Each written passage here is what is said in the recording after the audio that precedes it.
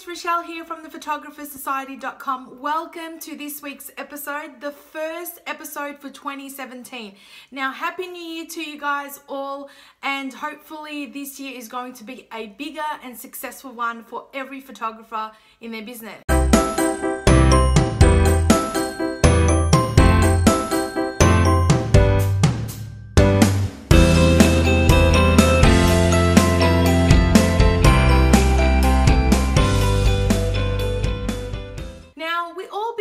The new year with setting goals, yet the issue with most of us is we have these goals, yet we don't actually set a solid plan to basically, make them achievable or happen. So I recently ran a workshop a week ago. You can go check it out and register. It's still available. It's at thephotographersociety.com/workshop.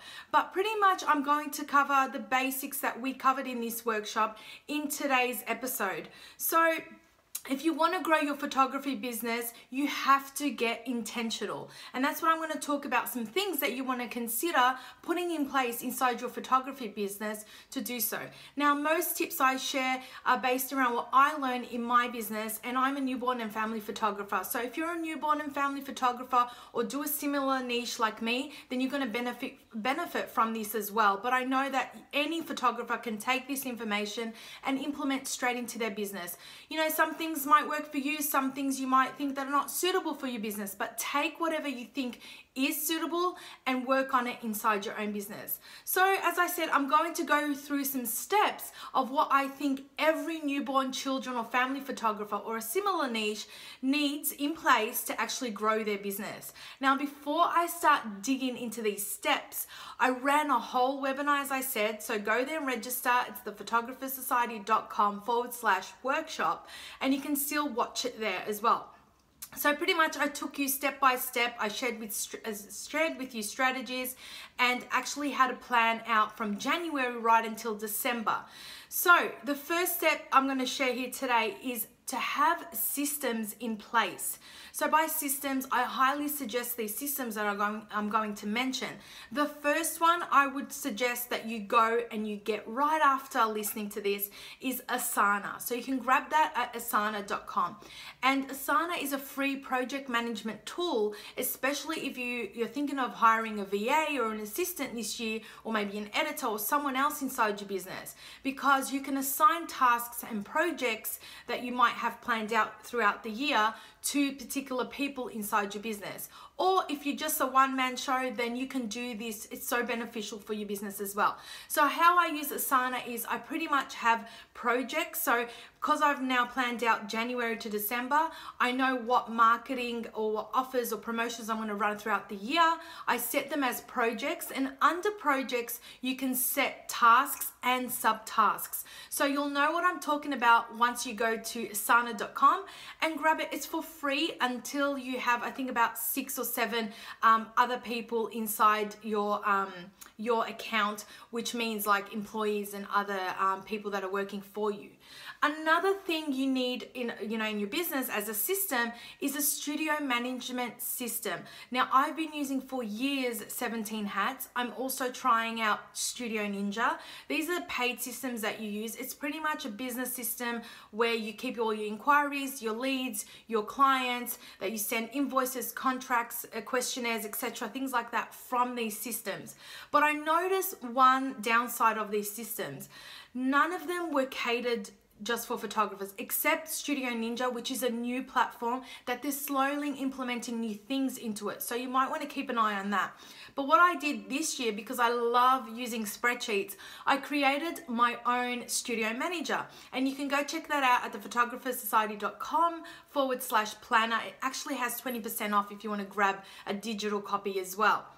So I created a studio management plan manager, and what it is a spreadsheet where I track my leads, my clients that have booked in, right until the business expenses, monthly, yearly. I track down future sessions each client might have and when to contact them. So it's really, really beneficial, and I highly suggest you go to the link below or at thephotographers.society.com/planner and check it out. There's a video showing you exactly what is included in that Studio Manager. And also I wanted a diary and a planner to actually use, because I'm starting to get more into the physical pen and paper. So as you know, you find everywhere there are so many planners and diaries you can buy, but nothing is specifically made for photographers. So I created my own diary, which has also a weekly focus sheet for every week, and then daily sheets so you can write down what's happening today, how much clients you have to call, how much clients you have booked in, etc. And also it has a workflow and a client tracking system for every month as well, so you know how much leads you've gotten into your business, and from those leads how many clients you've booked in. So that all comes as a package, the planner plus the Studio Manager, at thephotographers.society.com/planner, and it's 20% off until January 15th. So whenever you're watching, if you're watching this before, you can grab it for 20% off there. But these are so essential because with Sheets, so these Studio Manager, it opens in Excel or Google Sheets, and I can still use that to communicate with my VA who tracks all my inquiries and leads and works on my photography business. So it's really essential to have these three things in place and to think about, because these are systems that are going to set and work for you in the background while you focus on the main priority in your business, which is your clients, making them happy, and your photography, learning new skills and shooting inside your studio. Okay, so step number 2 is plan in place, but be flexible, but you have those setting stones in place. So by that I mean, now that you've got all your systems set up and you're ready to, bring in some clients, I want you to, get into more detail. So write out from January to December. Maybe, on this spreadsheet, if you do grab my Studio Manager, or you can create your own, have a January right until December and plan out throughout the whole month, for every month, what you might have happening throughout that month. So it could be a marketing promotion, an offer, a competition, whatever it is, put it in that spreadsheet and plan it out. And then also you want to include throughout your whole year you want to take into consideration, like me, if you have kids, you might have school holidays that you can't work in. So plan or block out those days. You might have things that are happening in your life and around family. You might be going on a holiday, or people might be visiting. You need to have those, you need to consider them, and you need to have those inside your planner when you're planning throughout January and December. And as I said, I go into more detail inside the workshop, so you can go and register to watch that workshop as well. Also, from all this planning from January to December, I want you to, once you're set and you figured out, okay, this is the basic of what's might happen, leave in your head a bit of flexibility, because things might happen throughout the year that you weren't expecting. So don't get too down if things change and doesn't go to plan, because that's life and that's how it is.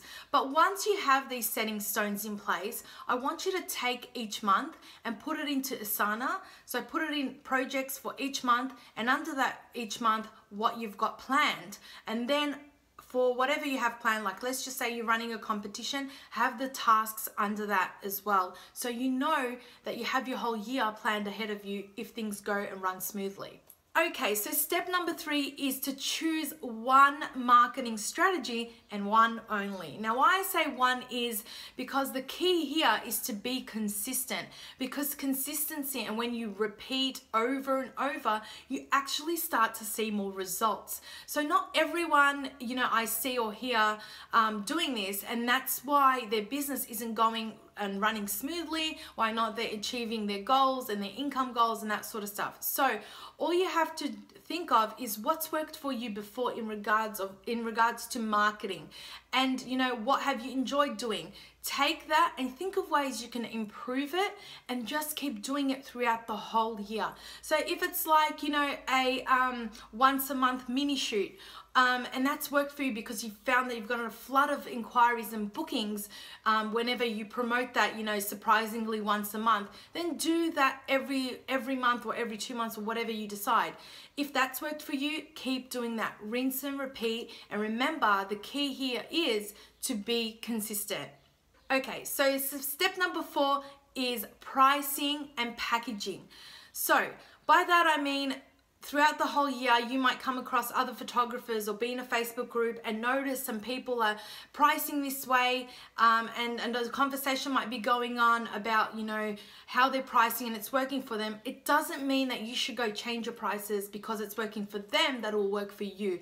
So what I want you to do here, if you're not happy with your prices and your packages, I want you to look over them, change things around, you know, maybe have 2 or 3 changes, test it out, but I want you to finally choose something and stick to it, and try and stick to it throughout the whole year, because you don't want to be changing things around. Your clients are going to get confused, you know, especially if you get word of mouth clients and referrals. You don't want them to get confused as well and lose trust in you. And also you want to be focusing on other things, bringing in those clients rather than having to always change your prices and your packages, you know. And then from your prices and your packages, you know, you want to stop looking at other photographers just because that's working for them. It doesn't mean it's going to work for you. Okay, and also another thing I want to point out about pricing and packaging is that, you know, figure out how much you want to make a year from your income, and then figure out how much you need to make per client, and then break it down to how you're going to set out your prices and your packages. Because from figuring out your income goal for the year, and then how much, you know, you need to be making to reach it from every single client, and then breaking it down of how you're going to actually putting your prices and your packages together to reach that end goal. So pretty much it's working backwards. So yearly income goal, then how much you need to make per client and per sale, and then how your prices and your packages should be set out to achieve that end goal. So that's how it is. It's pretty much working backwards. And as I said again, I want to say it again here, what I want you to do is stop looking at other photographers and what they're doing, because their goals and their income goals and everything in their business I've set out is different to yours. So because they're pricing it that way and it's working for them, it doesn't mean it's working for you. So please pay attention when next time you look at someone else's or ask anyone else, how is their pricing and packaging set out. Okay, so for more in-depth about what I've discussed today and some more great stuff, remember you can register for that workshop that I ran on January 9. It's at thephotographersociety.com/workshop, and I go into more specific detail in a whole hour and a half of the workshop of what you should be doing to set your business up this year for 2017. So I want you to go there and join that workshop. Remember, it's free to join, and you can register, and you can choose the time and day that suits you most to actually watch the workshop. But before you go, I want to actually announce something that I'll be launching this year. I'm actually launching a podcast. So the audio that's going to come from the video blogs that you're watching now is actually going to be transferred into a podcast. So if you can't watch me on the go, if you're too busy with life, you can tune into the podcast. It's going to be called the Photographer Society Business Podcast. You can go there and subscribe and listen to all the video blogs in a podcast. So I'm really excited to bring this to you guys this year, and I'll see you guys next week. Hey, and thank you so much for listening to this week's episode. Remember, if you want to learn exactly how to get constant clients and income inside your photography business, then I have a whole long 1-hour training of exactly how to do that. So I show you step by step of what I do and what works and what you can take and put right into your own photography business. So if you want to learn more, go to thephotographersociety.com/clients, and you can register to watch that training. It's totally for free. So go there and register now and start learning how you can bring more clients constantly inside your photography business.